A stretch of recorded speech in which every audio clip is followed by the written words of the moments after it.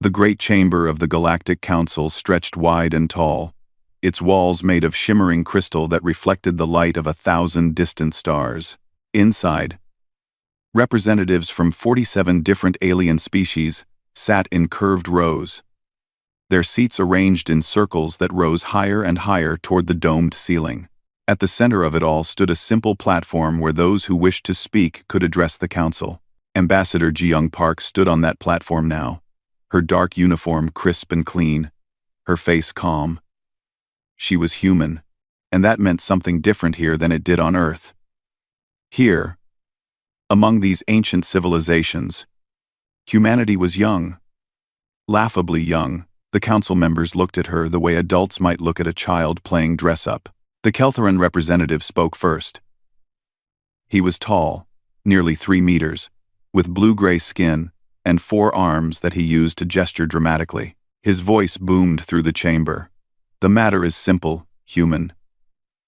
Your species has occupied the Sol system for long enough. The Council has decided that Earth and its surrounding territories will be redistributed for proper colonization. You will surrender 80% of your claimed space. You will submit to Council governance. You have 30 days to comply. Murmurs of agreement rippled through the chamber. The Vrexian delegate, a creature that looked like an oversized insect with armor plating and too many eyes, clicked its mandibles in approval. Other species nodded or made whatever gestures their biology allowed for agreement. Ji-young waited for the noise to die down. She had practiced this moment 100 times on the journey here. She knew what they expected. They expected her to argue, to plead, to buy time. They expected fear. She gave them none of that. We decline, she said simply. Her voice was clear and steady. Leave our system within 72 hours. Or face the consequences. For a moment, there was complete silence. Then the chamber erupted. Not in anger, but in laughter. The sound echoed off the crystal walls, building and building until it felt like the whole station was shaking with it. The Keltheran representative laughed so hard, he had to brace himself against his podium. Consequences? From you? He turned to address the other council members. The humans have 200 ships. We have seen them. We have counted them. The council fleet numbers over 50,000 vessels.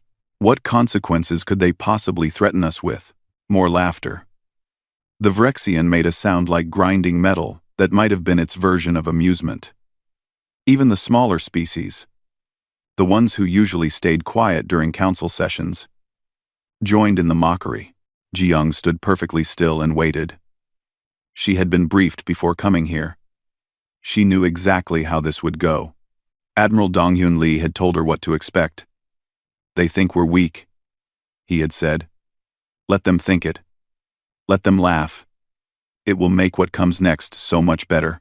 When the laughter finally died down, another delegate stood.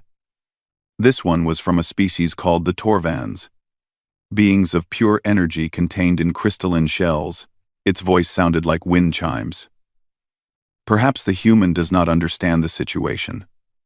Let me explain it simply. Your species discovered faster than light travel only 50 years ago. You are children playing with toys you barely comprehend. We have been traveling the stars for millennia. Some of us have been doing so since before your species learned to make fire. We understand perfectly. Ji-young replied. You want our home.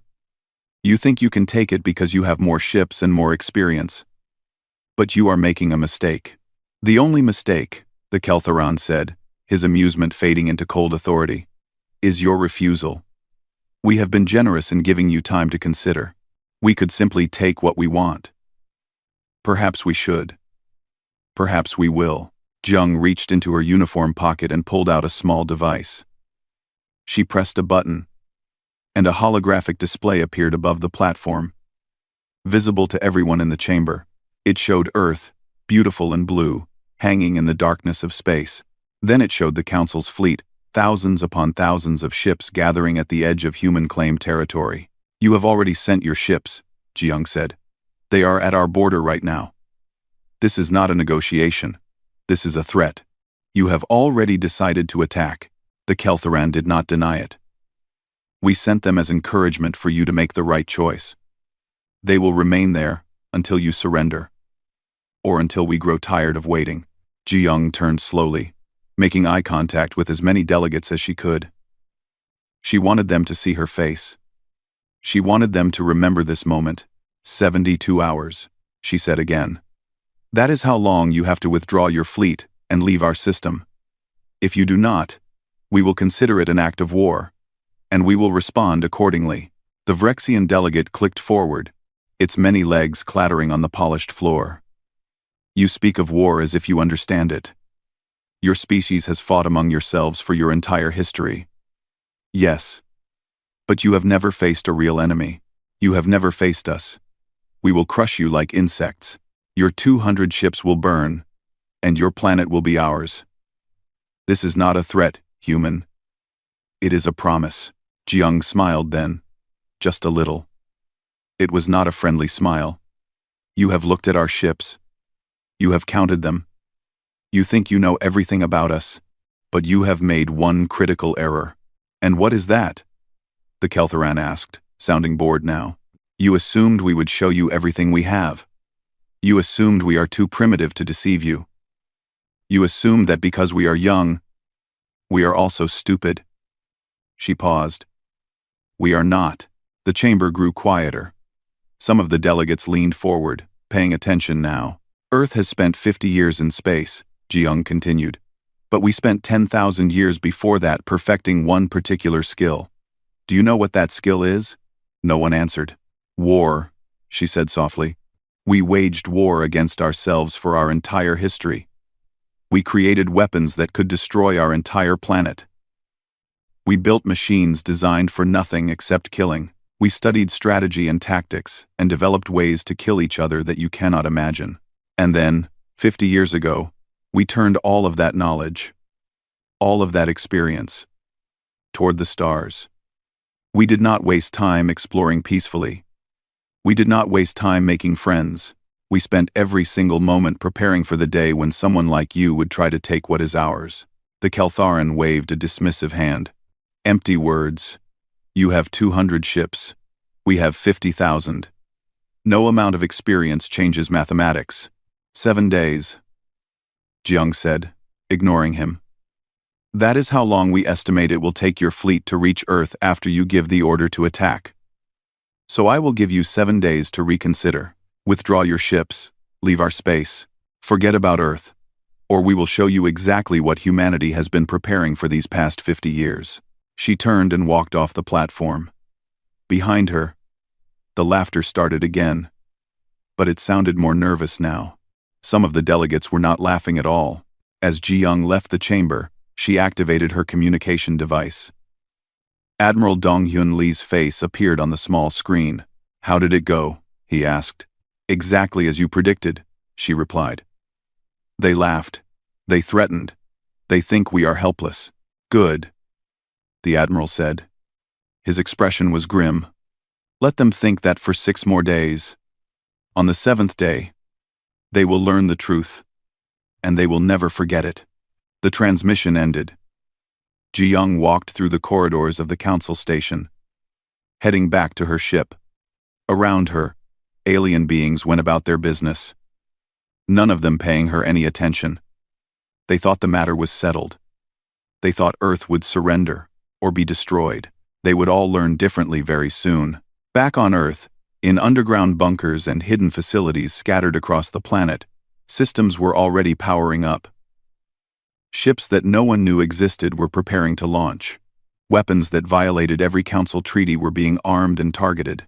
And millions of people were getting ready to show the galaxy exactly what happened when you threatened humanity's home. The countdown had begun. Deep beneath the mountains of Colorado, 3 kilometers under solid rock, Director Taeyong Choi walked through corridors that did not appear on any map.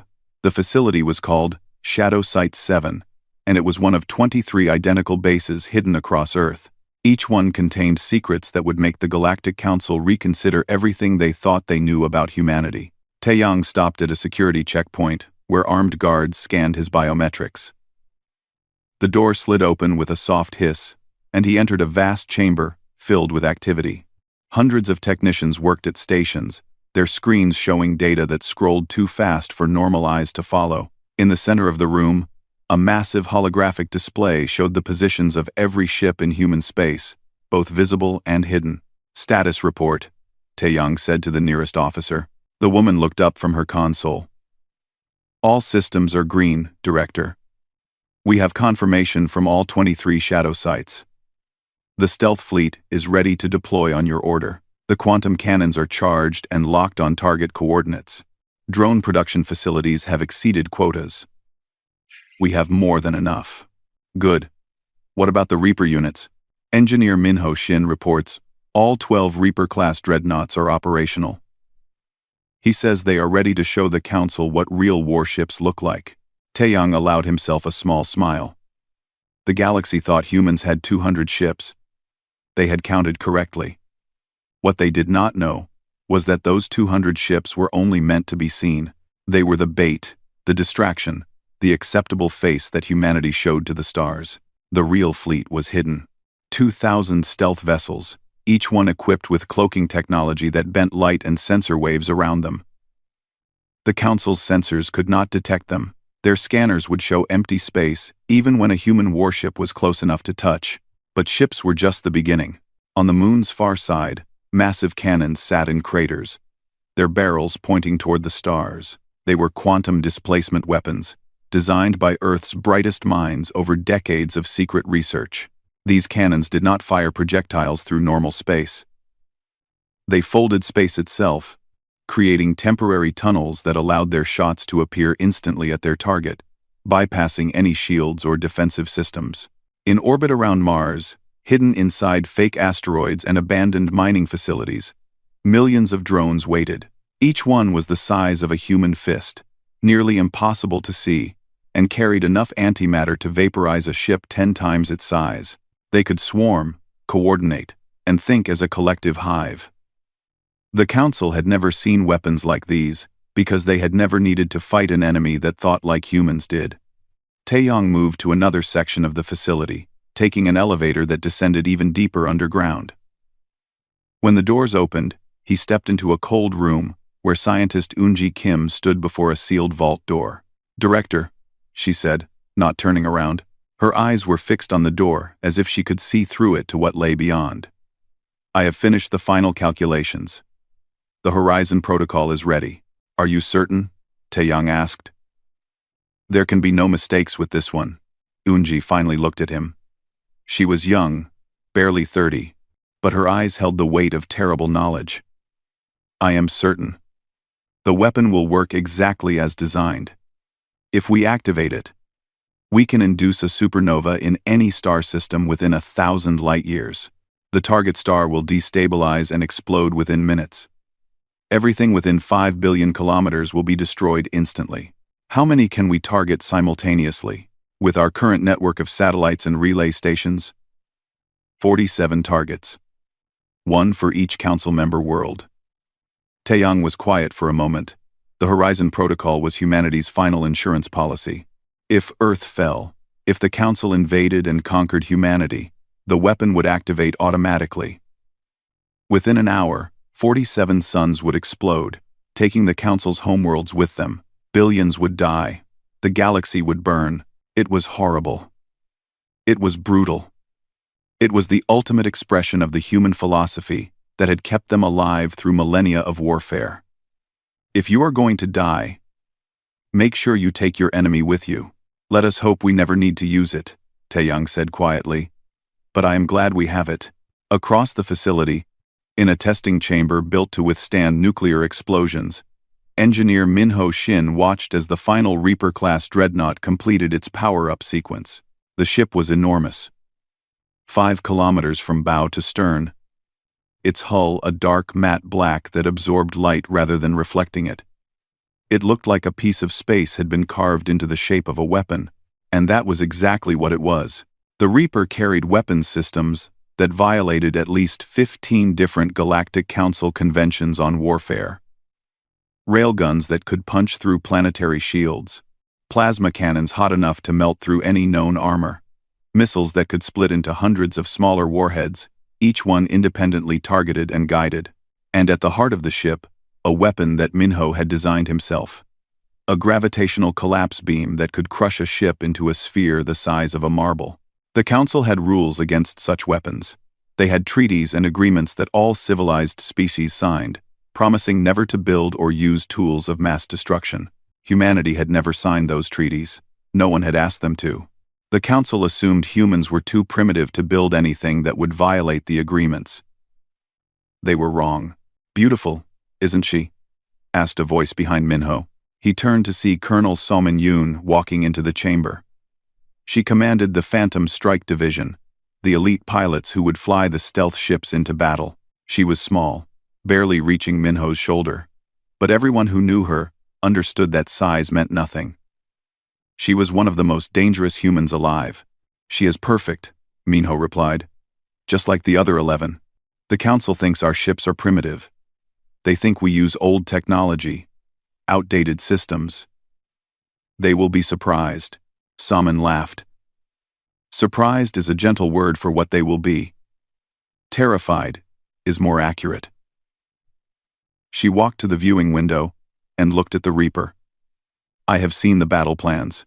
I know what Admiral Donghyun Lee intends to do. It is not just about winning. It is about sending a message." "What message is that?" "That humanity does not forgive, that we do not forget, that if you attack us, we will not just defend ourselves. We will destroy you so completely that no one will ever think about threatening us again." At that moment, thousands of kilometers above them, Admiral Donghyun Lee sat in his command center, aboard the orbital station, Defense Prime. Around him, dozens of officers monitored every aspect of Earth's defensive network. Screens showed the Council fleet at the edge of the solar system, exactly where intelligence had predicted they would be. 12,000 alien warships. It was the largest invasion force the Council had ever assembled. They thought it would be more than enough to crush humanity. They had no idea what was waiting for them. "Admiral," said one of his officers, "we are receiving a transmission from the Council fleet. They are demanding we prepare to receive their diplomatic envoy." "Ignore it," the Admiral said calmly. They had their chance to talk. Ambassador Jiang gave them every opportunity to withdraw peacefully. They refused. Now they will learn what happens when you mistake human mercy for human weakness. He pulled up a display showing the hidden fleet. 2,000 ships, all ready to deploy.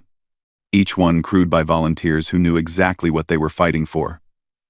They were not fighting for territory or resources or political power. They were fighting for their home, for their families, for the simple right to exist without bowing to anyone.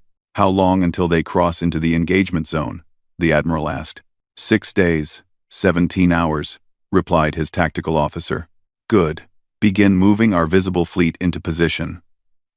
Let them think we are preparing for a desperate last stand. Let them think they have already won. And then, when they are close enough, when they are committed and cannot retreat." End quote. He paused, looking at the holographic display of the solar system.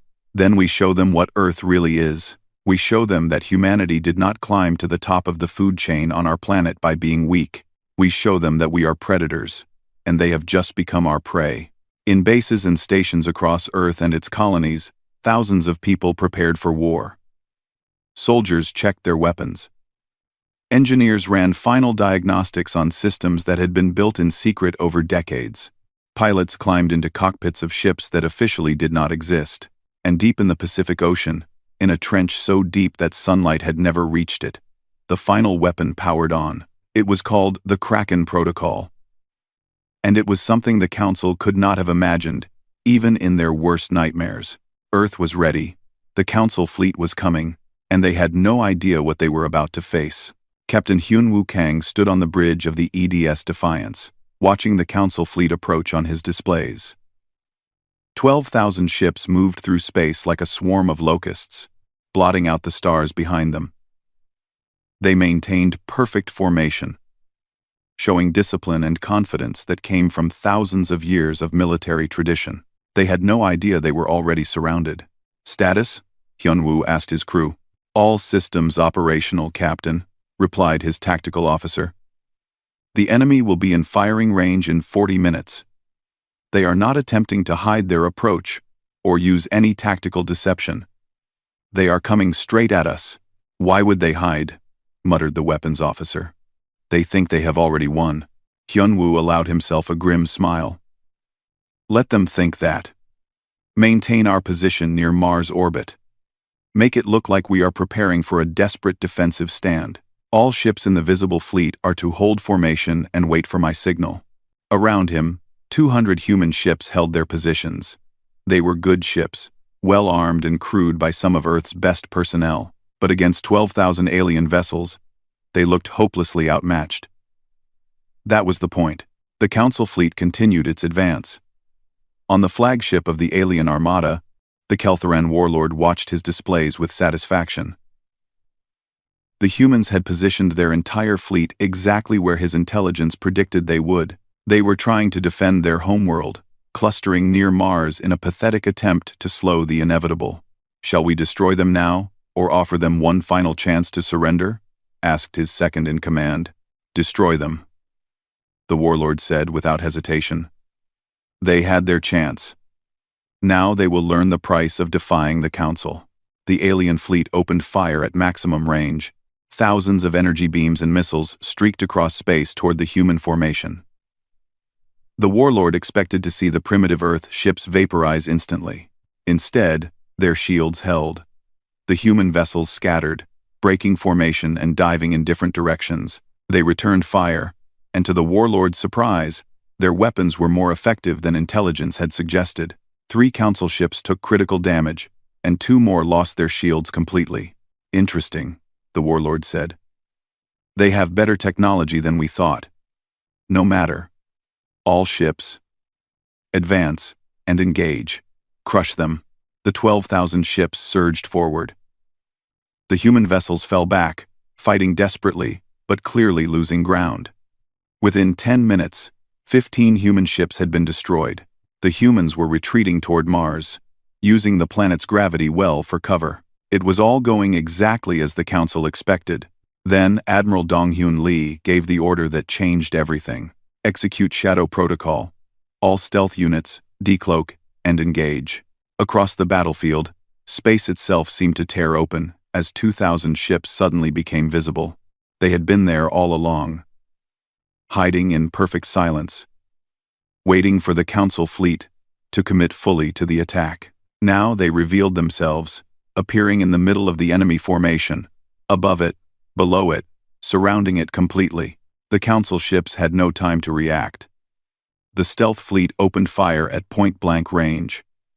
Shields meant to stop attacks from a distance were useless when the enemy was already inside your defensive perimeter. Alien vessels exploded by the dozens, then by the hundreds. What is happening? The Kelthoran warlord shouted. Where did they come from? His tactical officer was frantically working his console. I don't know, sir. They just appeared. Our sensors show nothing, but they are right there. They must have cloaking technology we cannot detect. On Earth's moon, the quantum displacement cannons fired. Their shots did not travel through normal space. They simply appeared at their targets, bypassing every defensive system the Council ships possessed. One moment, a ship was intact. The next, a massive hole appeared in its hull as a projectile traveling at a significant fraction of light speed punched through it from the inside out. Impossible! Screamed the Vrexian battle commander aboard his ship. They are shooting through folded space. How do they have that technology? It took us 3,000 years to develop it. He never got an answer.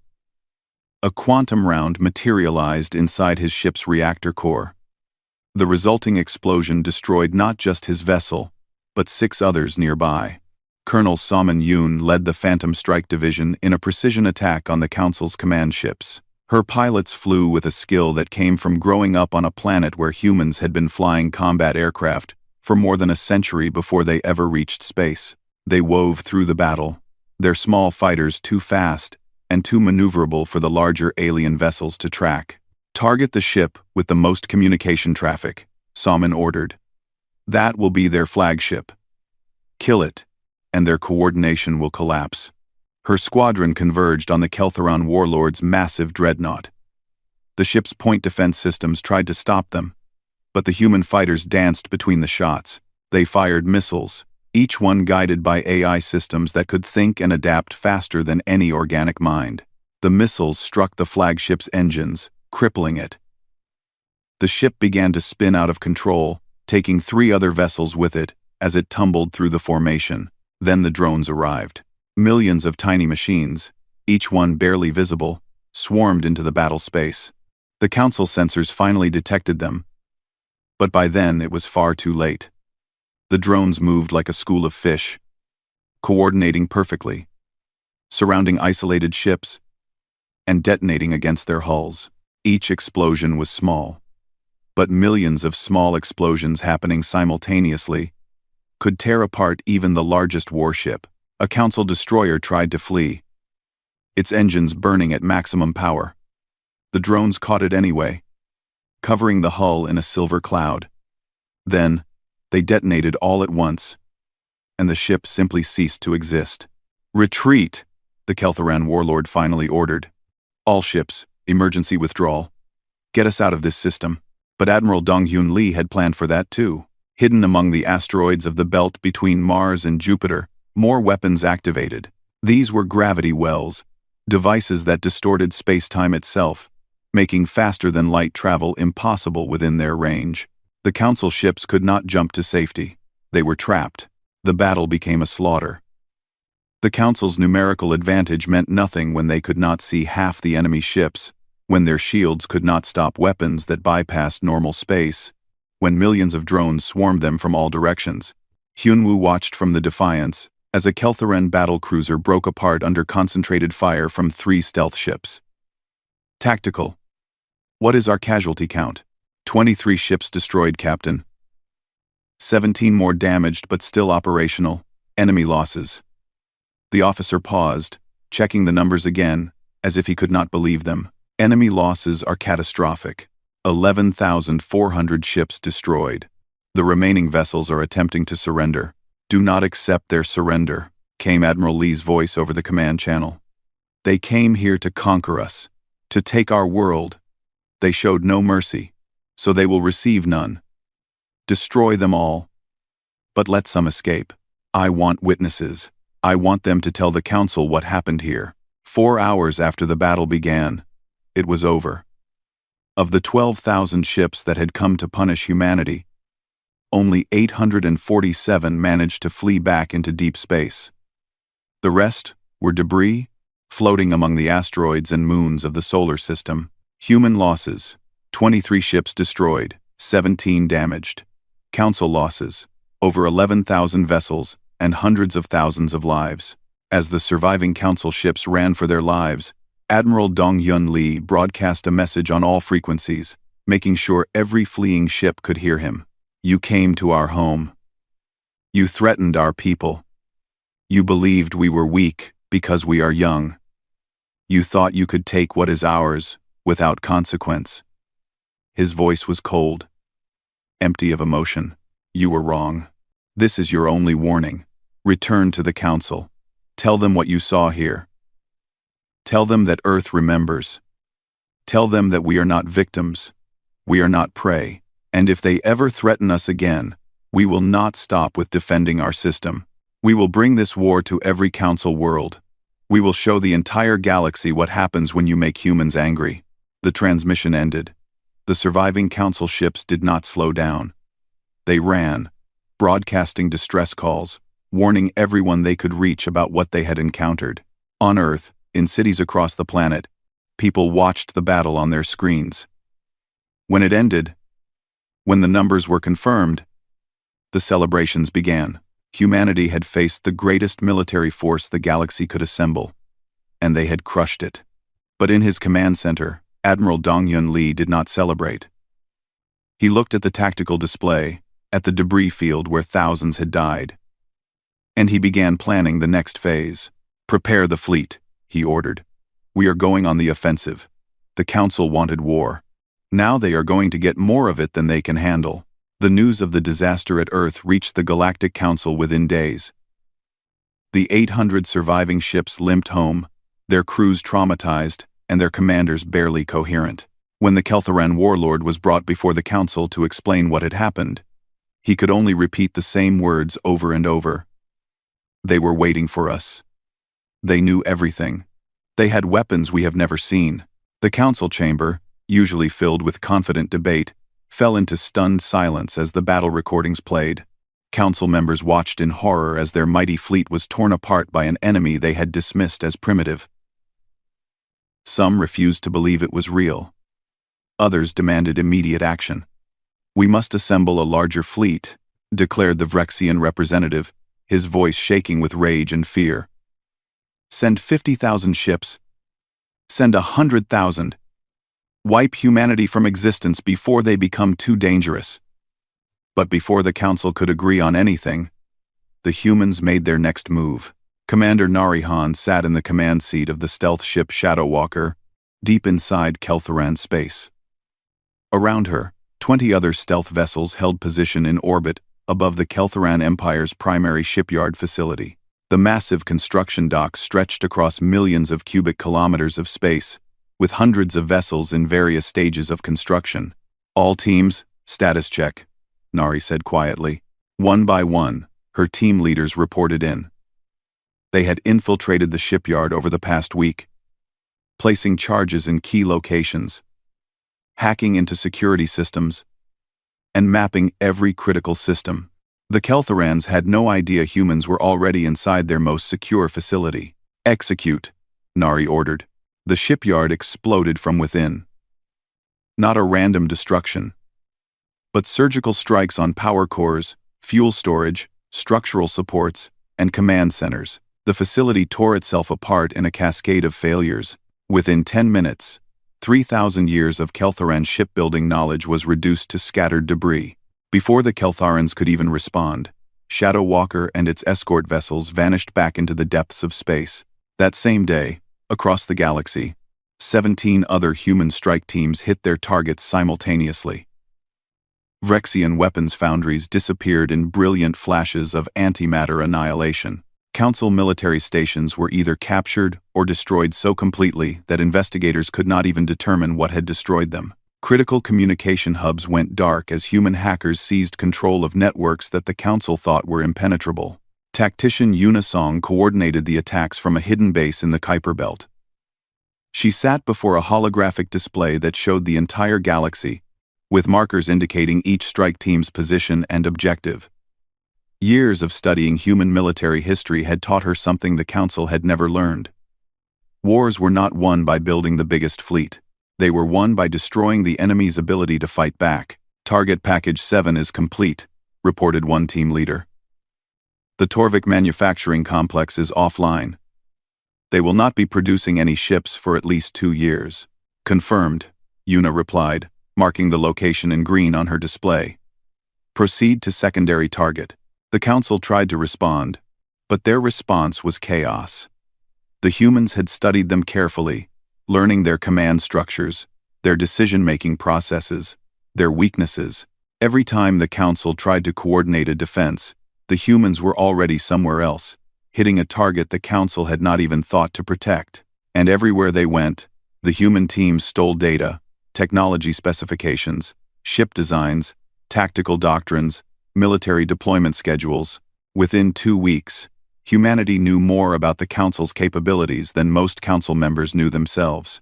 Scientist Yoonji Kim led a team of researchers who worked around the clock analyzing the stolen information. What they discovered both amazed and disappointed them. "Their technology is advanced," Yoonji reported to Admiral Dongyun Lee during a secure communication. "But it is old. Very old. They perfected these systems thousands of years ago, and then stopped innovating. They became comfortable, complacent." "Can we use it?" the Admiral asked. "We can do better than use it. We can improve it. Give me 3 months, and I can upgrade our entire fleet with technology that will make theirs look like toys." She paused. "They have been ahead of us for so long that they forgot how to compete. We have been racing to catch up for 50 years. We have not forgotten how to innovate." The Admiral smiled grimly. "Do it. And make sure the Council knows we are using their own technology against them." As human forces continued their systematic dismantling of Council military infrastructure, something unexpected began to happen. The council itself started to fracture. Smaller species, those who had been forced to join the council or be destroyed, began to question why they were fighting humanity at all. The Keltharan Empire and the Vryxian Confederacy had led them into this disaster, and now their military forces were being crushed, while the Keltharans and Vryxians hid behind their homeworld defenses. Then Director Taeyang Choi released the evidence his intelligence teams had gathered. It spread across the galactic network like wildfire. Detailed plans showing that the Council had never intended to simply colonize Earth's territory. They had planned to enslave humanity, to strip Earth of every resource, to use humans as a labor force for Council projects. The revelation shocked the galaxy. Even species loyal to the Council began to protest. This was not about territory or expansion. This had been a plan for genocide and enslavement. Public opinion turned against the Council leadership. Riots broke out on several worlds. 3 minor species withdrew from the Council entirely, declaring they wanted no part in the war against humanity. In the Council chamber, the Keltharan representative tried to maintain order. "We must stay united. The humans are trying to divide us. We can still defeat them if we work together." But no one was listening anymore. The Torvan delegate's crystalline form flickered with agitation. "You said they were primitive. You said this would be easy. Now our military is in ruins, our people are dying, and we discover you plan to commit atrocities. I will not follow your leadership any further." The Vryxian tried to argue. "If we do not stop the humans now, they will become unstoppable. They already control the narrative. They are turning the galaxy against us. Then perhaps we should not have attacked them," replied another delegate coldly. While the council argued among themselves, Commander Nari Han led her team on their most daring mission yet. They infiltrated the Vryxian homeworld itself, bypassing defenses that had kept the planet secure for 8,000 years. They did not attack the population or destroy cities. Instead, they hacked into the planetary defense grid and sent a simple message that appeared on every screen across the planet. "This is a message from Earth. We could have destroyed your world today. We had the opportunity. We had the weapons. But we did not come here for conquest or destruction. We came here to prove a point. You cannot hide from us. Your defenses cannot stop us. If we wanted you dead, you would already be dead. Remember this mercy when you decide whether to continue this war." The message ended. Commander Nari's team escaped without firing a single shot. The psychological impact was devastating. If humans could penetrate the Vryxian homeworld, they could penetrate anywhere. No council world was safe. No fleet could protect them. The war they had started could not be won. Admiral Dong-Yun Lee watched the reports coming in from across council space. 30 days had passed since the battle at Earth. In that time, human forces had conducted over 200 successful operations. They had destroyed or captured enough military infrastructure to set the Council back decades. They had stolen technology and data. They had turned Council species against each other. And they had done it all with fewer casualties than the Council had suffered in the first battle. "Admiral," said his communication officer, "we are receiving a transmission from the Galactic Council. They are requesting a ceasefire and peace negotiations."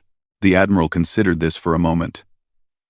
"Tell them we will consider their request, but make it clear that any negotiations will happen on our terms, at a location of our choosing, and with our demands on the table. They started this war. We will decide how it ends." As the message was sent, the Admiral looked at his tactical display one more time. Human ships now controlled key positions throughout Council space. Not occupying, just watching, reminding the Council that Earth could strike anywhere, anytime. The galaxy had learned a hard lesson. Humanity was not prey. They were the hunters. And they had just shown everyone exactly what that meant. 6 months after the war began, Ambassador Ji-young Park walked into the Galactic Council chamber once again. But this time, everything was different. The seats that had been filled with confident, mocking delegates were now occupied by beings who looked exhausted and defeated. The crystal walls that had sparkled with reflected starlight now seemed dim and cold. The chamber itself had been rebuilt. Human weapons had destroyed the original structure during a demonstration of what Earth could do if negotiations failed. The new chamber was smaller, simpler, and designed with human input. It was a physical reminder that the galaxy had changed. Jiyoung took her place at the central platform. This time, no one laughed. No one whispered insults. They all watched her with a mixture of fear and desperate hope. Behind her stood Admiral Dong-Hyun Lee, wearing his full military uniform. He was not here to negotiate. He was here to remind everyone what would happen if negotiations failed. His presence alone was enough to make several delegates shift nervously in their seats. Director Taeyong Choi sat in the front row, his datapad ready. He had spent months preparing the terms that Earth would present. They were fair but firm, designed to ensure that what happened to humanity would never happen to anyone else. The Keltharan representative, no longer the proud warlord who had threatened Earth, spoke first. His voice was quiet, almost broken. Ambassador Park, the Galactic Council formally apologizes for the unprovoked attack on your system. We acknowledge that our actions were wrong. We are prepared to discuss terms for peace. Jiyoung nodded. The apology is noted. But words alone are not sufficient. Earth has prepared a list of conditions that must be met before we will agree to end hostilities. She activated a holographic display.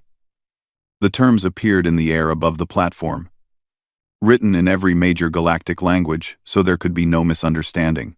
First, Jiyoung said, the Galactic Council will pay reparations to Earth for the damages caused by your attack. The amount will be determined by an independent committee, but it will be substantial. Amen. Quote, no one objected. They had expected this. Second, the Council's current power structure will be dissolved. No single species or group of species will hold dominant authority.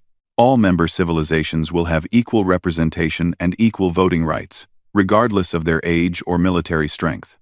The Keltharan started to protest, but the Vrexian delegate cut him off. We accept. The old system led to this disaster. It must change. Jiyoung continued. Third, the Council's policies of aggressive expansion and forced annexation are permanently banned. No civilization may be compelled to join the Council or surrender territory without their free consent. Any violations will be met with immediate action from Earth's military forces. A Torvan delegate raised a crystalline hand.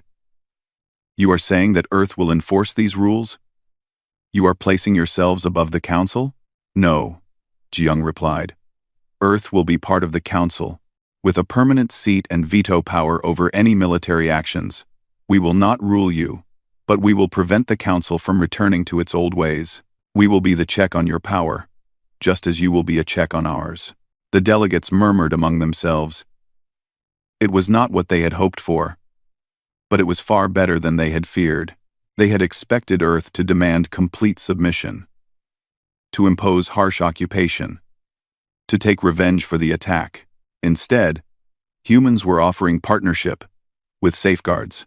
Fourth, Jiyoung said, her voice harder now, if any Council member or outside force attacks Earth or any of our allied civilizations, we will activate the Horizon Protocol. Silence fell across the chamber.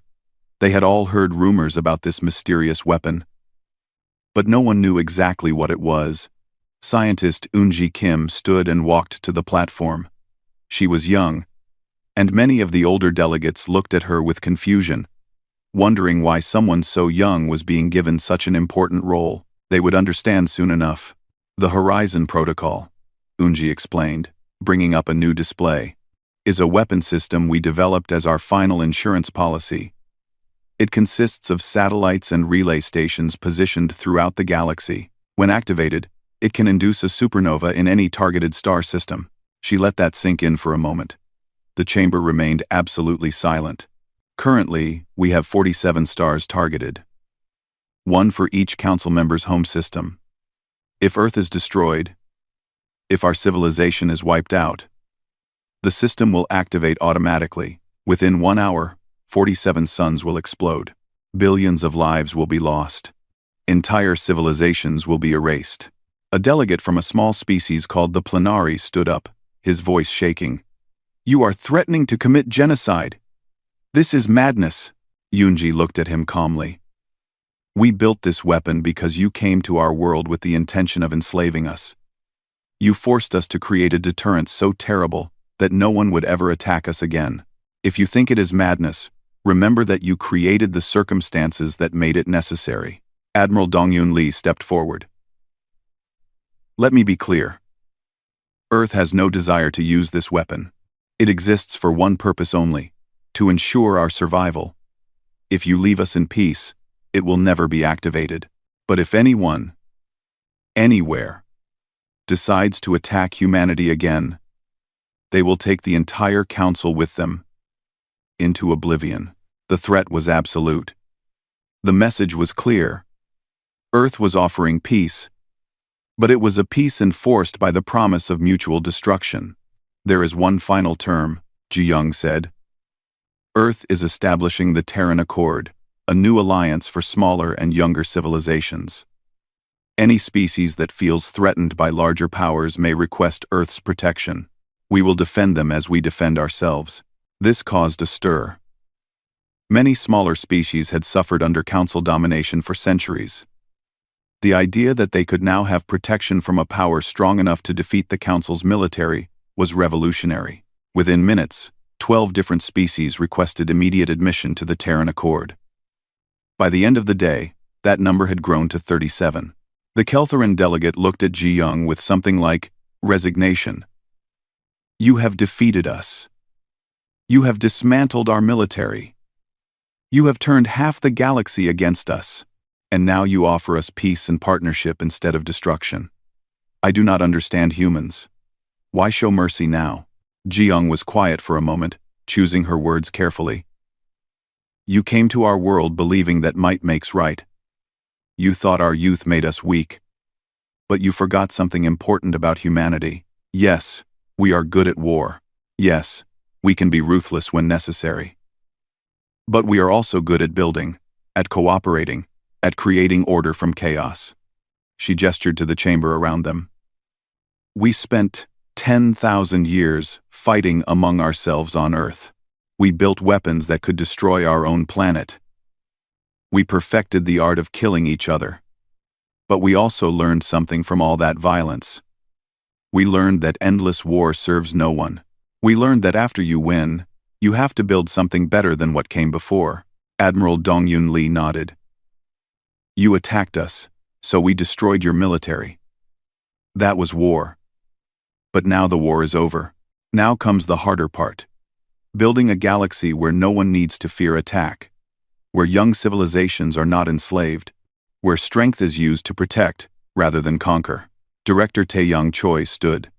The Terran Accord will have 3 primary rules. First, members may not attack each other. Second, members must come to each other's defense if attacked by outside forces. Third, no member may engage in slavery, genocide, or forced annexation. These are not negotiable. The vote took less than an hour. The Galactic Council accepted Earth's terms unanimously. They had no choice. But more than that, many of them realized that the terms were fair. Earth was not asking for tribute or territory. They were not demanding submission. They were simply ensuring that the galaxy would be safer for everyone. As the session ended, the Vrexian delegate approached Ji Young privately. I must know. If we had withdrawn when you first warned us, would this war have happened? No, Ji Young replied simply. We gave you every opportunity to leave peacefully. We did not want this war. We never wanted it. Then why did you prepare so thoroughly for it? Ji Young smiled sadly. Because we are human. We hope for peace. But we prepare for war. We trust in diplomacy. But we build weapons just in case. It is what kept us alive on our own planet. And it is what will keep us alive out here among the stars. In the months that followed, the galaxy began to transform. The old council structures were dismantled and replaced with more democratic systems. Earth's technology, freely shared with Terran Accord members, began to spread. Species that had been oppressed for millennia found themselves with rights and protections they had never dreamed of. Human ships patrolled trade routes, protecting merchant vessels from pirates. Human engineers helped rebuild damaged infrastructure on worlds that had suffered in the war. Human teachers shared knowledge freely, asking nothing in return except that it be used for peaceful purposes. The Reaper-class dreadnoughts, the stealth fleets, the quantum cannons, all remained ready. The Horizon Protocol continued to target the Council homeworlds. Earth had not forgotten the lessons of the war. They would protect peace, but they would do so from a position of strength. 1 year after the war ended, Captain Hyun-Woo Kang stood on the bridge of the Defiance, now assigned to patrol the outer territories. A distress call came in from a small colony that was being attacked by raiders. "Set course," Hyun-Woo ordered. "Maximum speed. Let us show these raiders what happens when you threaten people under Earth's protection." The Defiance jumped to faster than light speed, racing to help people who had no connection to humanity except their need for protection. On Earth, in a quiet office in Geneva, Ji-young Park looked at reports from across the galaxy. The Terran Accord now had 83 member species. Trade was flourishing.